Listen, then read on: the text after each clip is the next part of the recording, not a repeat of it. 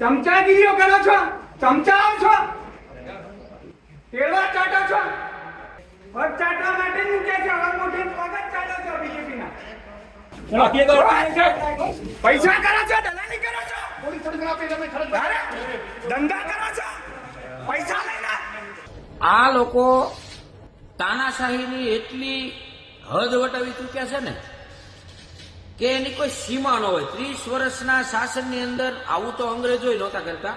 અને હું તો એમ કહું છું, મેજિસ્ટ્રેટ જેવા મેજિસ્ટ્રેટ સુપ્રીમ કોર્ટના હોય કે પછી હાઈકોર્ટના હોય કે નીચલી કોઈ પણ કોર્ટના હોય કે કોઈ પણ હાઈ લેવલના અધિકારી હોય, એ અધિકારીઓએ અહીંયા સુધી પહોંચવા, આ ખુરચી ઉપર બેસવા કેટલી કમર કસેલી હોય. તમારા માવતરોએ તમારી પાસેથી કંઈક આશા રાખેલી હોય.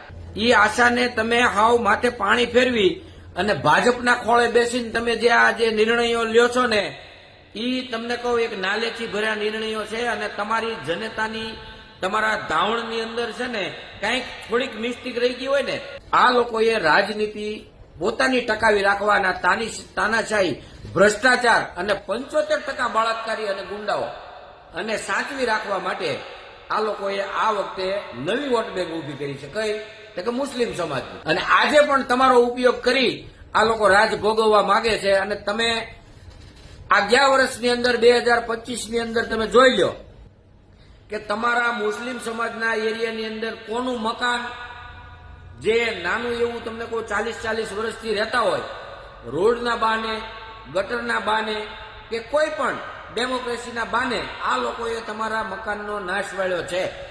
એટલે બિનહરીફ કરાવે. શું કામ? પૈસા આપીને, ધાક ધમકીઓ આપી. બાકી કોઈ પણ માયનો લાલ પડખે બેસાડીને એવું કહેતો હોય, કોઈને ફોર્મ પાછા ખેંચાડીને કે અમે અમારી ઈચ્છાથી, સ્વેચ્છાથી ફોર્મ પાછા ખેંચ્યા છે, એ ચૂંટણી લડવા જ ન જાય, પહેલા મિટિંગ કરી લે.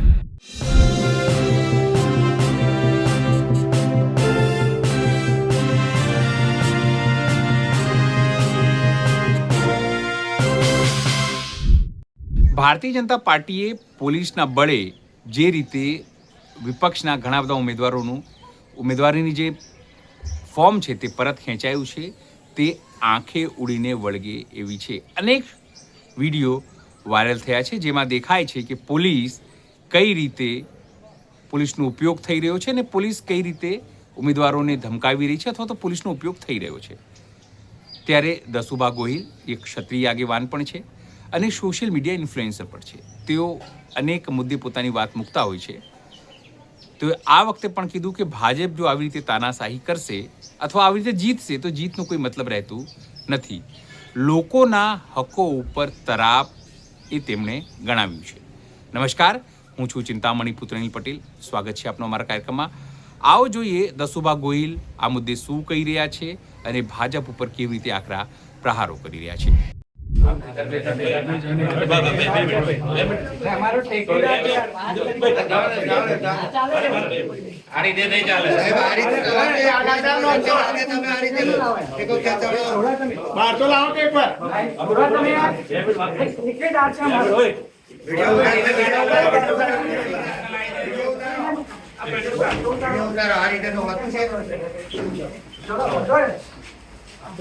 એક બાજુ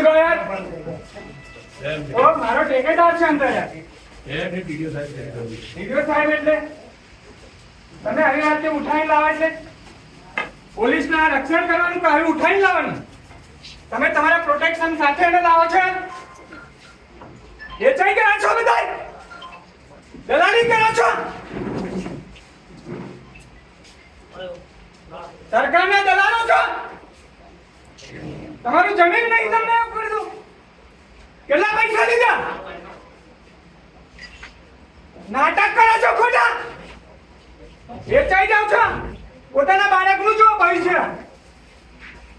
આવા સંસ્કારો છે તમારા?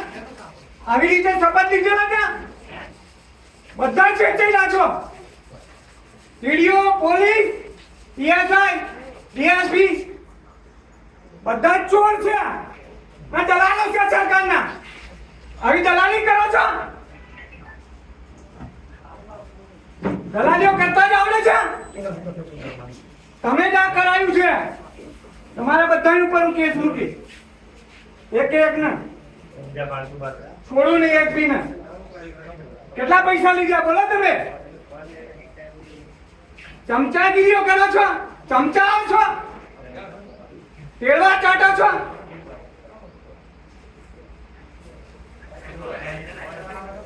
પગ ચાટવા માટે જ મૂક્યા છે. હવે મોટી પગ જ ચાટો છો બીજેપી ના.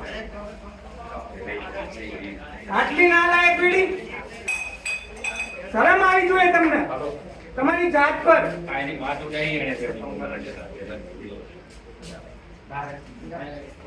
શરમ આવી જોઈએ તમને આ બધું કરતા પહેલા. નીચ વેળા કરો છો. આટલા નીચ વેળા કરતો તો મેં કોઈ જોયા નથી. આટલી નીચતા હોય પાછા લઈને આવે છે એને પોલીસ પ્રોટેક્શન સાથે. ના ચૂંટણી અધિકારી જ્યાં સુધી નિર્ણય લઈશું ના ત્યાં સુધી કશું નહીં થાય. ના ટેકેદાર પાછું ખેંચે એનો કોઈ અધિકાર જ નથી. એવી કોઈ જોગવાઈ જ નથી. નિયમોની તો ખબર નથી. બધા જ દલાલો છે. બધા જ રૂપિયા લઈ લીધા છે. એક એક અધિકારીએ ચોર છે. રૂપિયા લઈ લઈને કામ કરો છો. શરમ આવી જોઈએ. તમારા છોકરા પાછળ નહીં એકઈને સારું મોત નહીં આવે. શું મારું લઈને જશો તમે? મારો વિડીયો લઈ લેજો. આ બધાના વિડીયો લઈ લે. આરામ શરમથી કાળા મોડા થઈ જાય. પોતે કેટલા દિવસ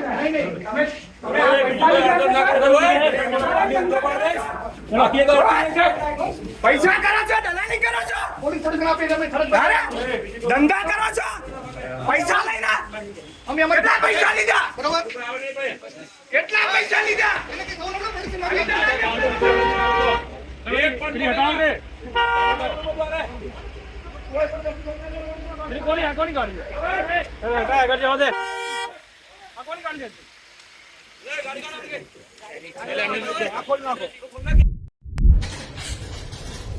હલો મિત્રો, એક વિડીયો તમને બતાવવાનો છે. ભાજપે પોતાની સત્તાને ટકાવી રાખવા માટે કેટલી હદે, ગુજરાતી ભાષામાં જે આપણે કહીએ એ મારથી ન કહેવાય કારણ કે આ જાહેર મંચ છે, કેટલી હદે આ લોકો ઉઘાડા થાય છે. અને બેન દીકરીઓને બાવડા થોપી તમને કહું લઈ જાય. તમે વિચાર કરો, કોઈ પણ પરાઈ સ્ત્રીનું બાવડું પકડીને તમને કહું લઈ જાવી એ કેટલી હદે સારું કહેવાય. એની સ્વ મંજૂરી ન હોય ત્યાં સુધી એને ટચ ન કરાય. જોયો તમે?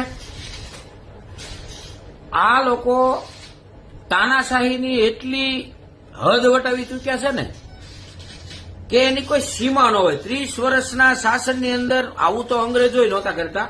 હિટલરનું શાસન હતું ને, હિટલર એનું નામ છે વર્લ્ડની અંદર, પણ એ આવો તાનાશાહી નહોતો. આ લોકો એટલા બધા તાનાશાહ ઉપર ઉતરી ગયા છે કે બેન દીકરીને હારે કઈ રીતનો વ્યવહાર કરવો, એની હારે કઈ રીતનું વર્તન કરવું, બસ સીટ હોય એટલે બધું જીત્યા. અને આ લોકોએ ચૂંટણીમાં તમને કહું 30 વર્ષના શાસનમાં રેકોર્ડ તોડ્યો. બિનહરીફ ક્યાં સુધી સીમિત હોય? ગ્રામ પંચાયત સુધી. શું કામ? કે ભાઈ ત્યાં કાકા બાપાના, મામી માસીના, એકાબીજી કુટુંબ કબીલાના લોકોમાં વિખવાદ ન પડે ને એટલે એ બિનહરીફ થતું હોય. પણ તાલુકા પંચાયત, જિલ્લા પંચાયત છે, નગરપાલિકા છે, ઈ આ તો તાનાશાહી છે. અને હું તો એમ કહું છું, મેજિસ્ટ્રેટ જેવા મેજિસ્ટ્રેટ સુપ્રીમ કોર્ટના હોય કે પછી હાઈકોર્ટના હોય કે નીચલી કોઈ પણ કોર્ટના હોય કે કોઈ પણ હાઈ લેવલના અધિકારી હોય, ઈ અધિકારીઓએ અહીંયા સુધી પહોંચવા, આ ખુરચી ઉપર બેસવા કેટલી કમર કસેલી હોય. તમારા માવતરોએ તમારી પાસેથી કંઈક આશા રાખેલી હોય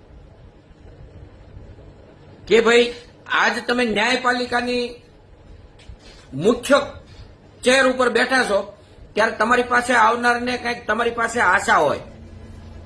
એ આશાને તમે હાવ માથે પાણી ફેરવી અને ભાજપના ખોળે બેસીને તમે જે આ જે નિર્ણયો લ્યો છો ને, એ તમને કહું એક નાલેથી ભર્યા નિર્ણયો છે. અને તમારી જનતાની, તમારા ધાવણની અંદર છે ને કંઈક થોડીક મિસ્ટેક રહી ગઈ હોય ને, તમારા સંસ્કાર ને તમારી પરવરિશની અંદર કંઈક ખામી રહી ગઈ હોય ને, તો જ તમે આવું કરી શકો. નહીતર આ લોકશાહી છે, લોકશાહીની અંદર આ યોગ્ય નથી. બીજી વાત, કે 30 વર્ષના શાસનની અંદર મુસ્લિમ સમાજોને આ લોકોએ કેટલી જગ્યાએ ક્યાં ટિકિટ આપી ક્યાં તક આપી.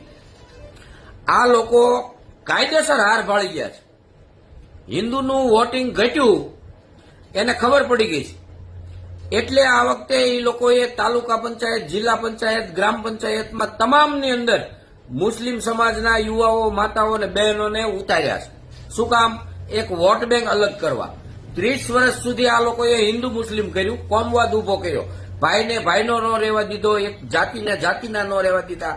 5 જ્ઞાતિના ભેગા બેસીને 30 વર્ષની અંદર કોઈ જગ્યાએ સારા કાર્ય કરતા તમે જોયા હોય તો મને એક દાખલો તમે આપજો. હશે કોણ?